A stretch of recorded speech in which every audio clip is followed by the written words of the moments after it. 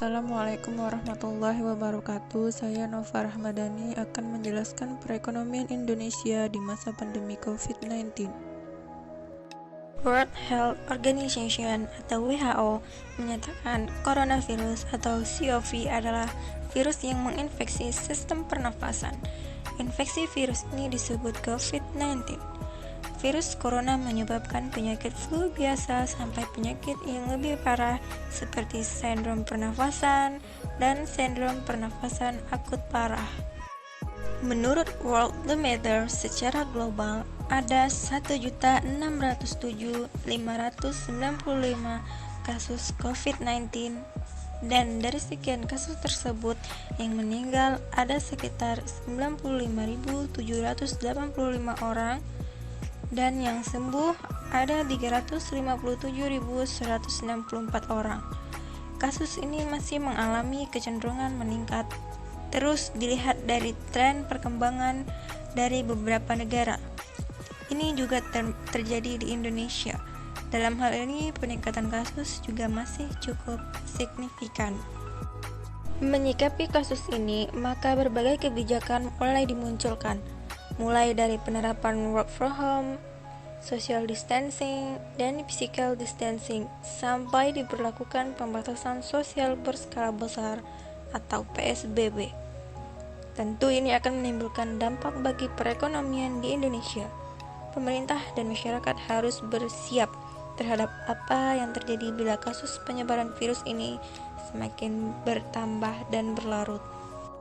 Pemerintah juga harus bersiap apabila pandemi ini masih bertahan antara 3-6 bulan lagi, maka situasi akan lebih memburuk, di mana pertumbuhan ekonomi diperkirakan pada kisaran 2,5% atau bahkan mencapai 0%. Mewabahnya virus corona juga berdampak pada anjloknya perdagangan saham.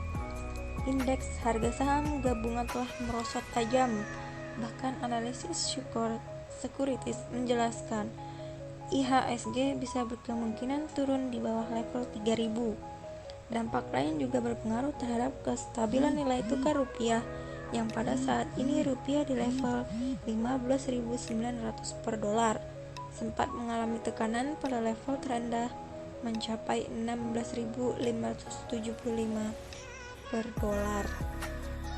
Berbagai dampak yang ditimbulkan dan dirasa cukup berat adalah penurunan penerimaan pajak terutama dari sektor perdagangan.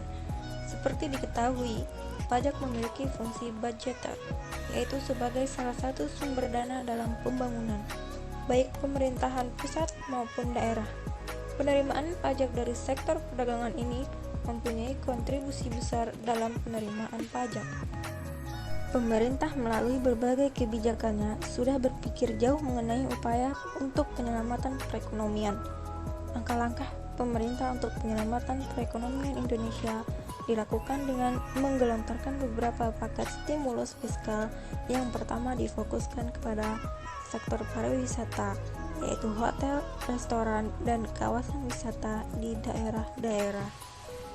Upaya pemerintah berikutnya adalah peluncuran program Kartu Prakerja. Sekretaris Kementerian Koordinator Bidang Perekonomian, Susi Wijono mengatakan, percepatan program dilakukan lantaran beberapa sektor industri telah melakukan pemutusan hubungan kerja atau PHK.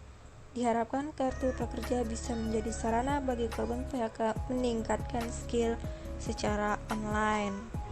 Sekian penjelasan dari saya, lebih dan kurang saya mohon maaf.